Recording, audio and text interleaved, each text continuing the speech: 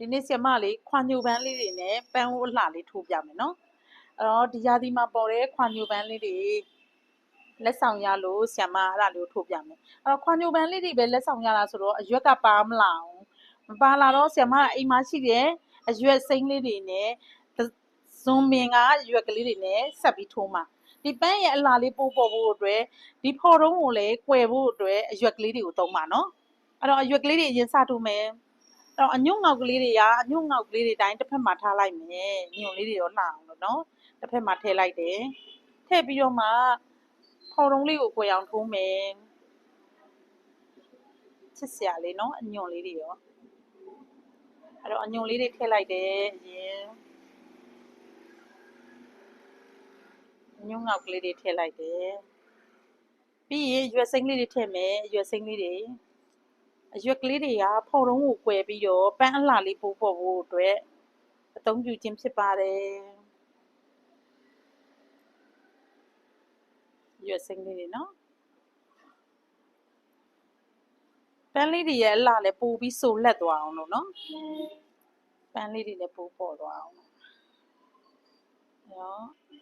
ရွက်စိမ်းလေးတွေကွယ်မယ်နော်ဒီနားလေးကိုရွက်စိမ်းလေးလှလှ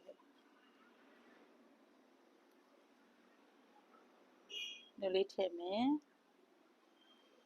ဒါဇုံမင်ကအရွက်ကလေးတွေနော်ဇုံပန်းပွင့်တဲ့ဇုံမင်ကအရွက်ကလေးတွေစိမ်းလေးတွေနဲ့ဖော်တုံးလေးကိုကွယ်ပြီးပြီဆိုတော့ခွာညိုပန်းလေးတွေအရင်စထိုးမယ်ခွာညိုပန်းလေးတွေကတော်တော်လေးလှပြီးတော်တော်လေးမွေးတယ်နော်တော်တော်ကလေးကိုလှပါတယ်ရှင်သူ့လှလေးပေါ်အောင်ထုံးမယ်နော်ဒီခွာညိုပန်းလေးတွေရဲ့အလှကိုပိုးပေါ်အောင်ထည့်မယ်နော်လက်ဆောင်ပေးတဲ့မမတွေကိုလည်းကျေးဇူးတင်ပါတယ်လှလေးမွေးလေးနော်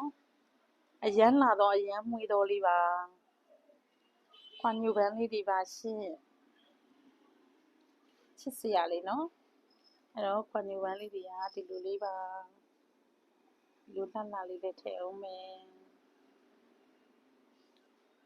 ဒီလိုခွဆုံလေးကြတော့ဒီထိတ်လေးမှထည့်မယ်နော်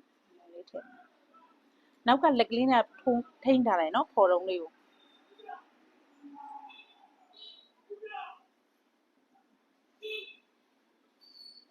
လှလေးပါရှင်ချစ်စရာကောင်းပါတယ်ရှင်